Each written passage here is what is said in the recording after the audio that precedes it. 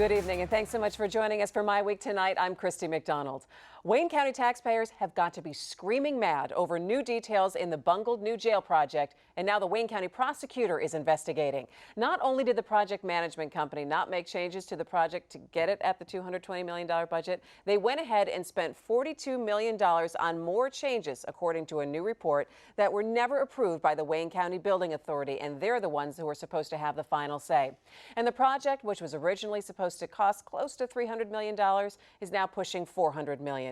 Construction has stopped, and now the state has stepped in and offered to help the county move jail facilities to another site. We are going to start here tonight with our contributors, Nolan Finley from the Detroit News and Stephen Henderson from the Detroit Free Press. Gentlemen, yes, as we've said before, this is a bit of a mess, and it just keeps changing. This is a major scandal, and somebody, Bob Fagano, needs to be held accountable for it. He wasted $120 million of the taxpayers' money on this poorly planned, poorly thought out project and poorly managed project. Nobody was in charge. How could he let a project of this scope go forward and nobody overseeing the cost, nobody overseeing construction? How do you run up $120 million in cost overruns? I mean, so if you're a taxpayer sitting at home and seeing that the county's already having money trouble and then that amount of money has been wasted, what's running through your head? Well, I mean, I think you got to say who's in charge, and maybe we need somebody else to run the county. I mean, the thing about this jail is that nobody ever steps up and says, hey, you know what? This is my fault, or this was my responsibility. You got Benny Napoleon, the sheriff, saying, hey, you know, I just run the jail. I don't have anything to do with the development of it. You have Fagano saying, well, I wasn't in charge. So who is the person who's supposed to manage this stuff? It's really a little infuriating. And 2 years ago, when this project first started, before a brick was ever laid, the state said, look, we've got this empty Mound Road facility. Can we work with you to see if that will work as a criminal justice facility for the county? The city moved its lockup out there, and the state wanted to see all of the courts and jails in that location to free up a pretty significant chunk of your central business district for more appropriate development. And Fagano said, no thanks. And he went ahead with this major league-wide elephant. Terkia Mullins was in it from the beginning, planning, in charge of development at that time.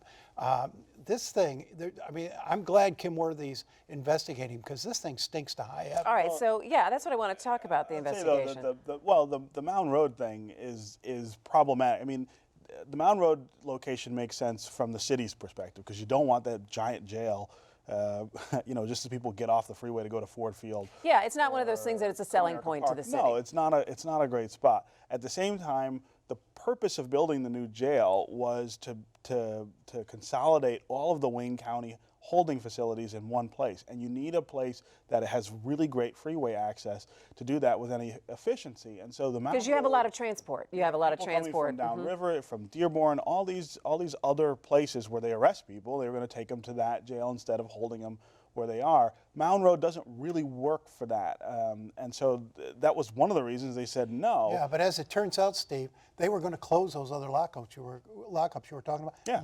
Now they won't. Now they can't, because the new jail, they had to downscale it to the point where it was too small. Right. So this thing was never going to work downtown. Yeah. The transportation issues are minor compared to the problems this new jail causes. They actually are not minor. The amount of money that local courts spend on transporting prisoners is usually one of the top 5 or 6 line items in their budgets. That's a big deal, and getting that off their books was a huge goal of this jail. And I agree, this whole thing downtown, this didn't work, and it wasn't managed right, and it wasn't going to accomplish what they wanted to do. But Mound Road is not the solution to those problems, and that may be a reason that that's not a great spot. But that's where it's going. I mean, yeah, well, that's what that's where. So make it work. and the state is saying that we'll lease it to you for $1 so you can make it work. You said the state though came to them beforehand and said before this even started that you could do that.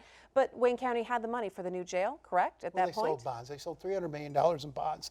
The jail itself was supposed to 325. Jail itself was supposed to cost $225, and there was going to be $80 million for outfitting it and training and getting the technology in. That money just blew by a long time ago, and they still don't have enough money to complete a jail. I mean, you could have built a stadium for what they're spending on this jail. And that's what I think it's hard to wrap your head around, because I think everyone's done a home improvement project where you have a budget for something and you get it done, and you don't have a contractor that goes and buys $40 million extra tile for your bathroom without getting the approval for it. If you do, you fire him.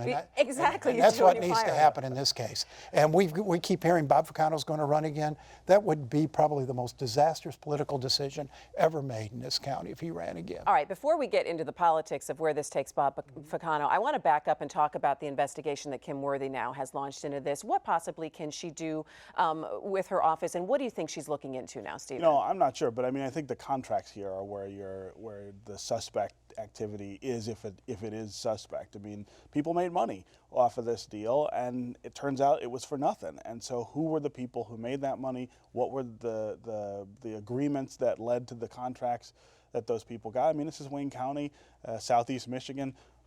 No surprise on anyone's part if there's all kinds of pay-to-play stuff going on here. That's how we do stuff. But oh gosh, they overpaid. I hate that answer. Yeah, you know? They overpaid for the land in the first place. They paid more than it was worth in the first place. They paid a Ficano crony, former deputy county executive Charlie Williams, $400 and some thousand to attend a couple of meetings from the as a developer, but not anyone who had any money in the deal. No, he just was the hookup between these two things. People have been grabbing money out of this project from the beginning. I think that's what Worthy and I believe Barbara McQuaid, the federal prosecutor, will be taking a look at. I mean, when you overspend to that degree and have a failed project, it raises all sorts of red flags. And isn't this project one of the reasons why they got downgraded as well? Wayne County did recently. Well, sure. I mean, I think this kind of debt, you know, it's $100 million that you've blown, right? That you're going to have to pay back over 30 years as you agreed to, and you got nothing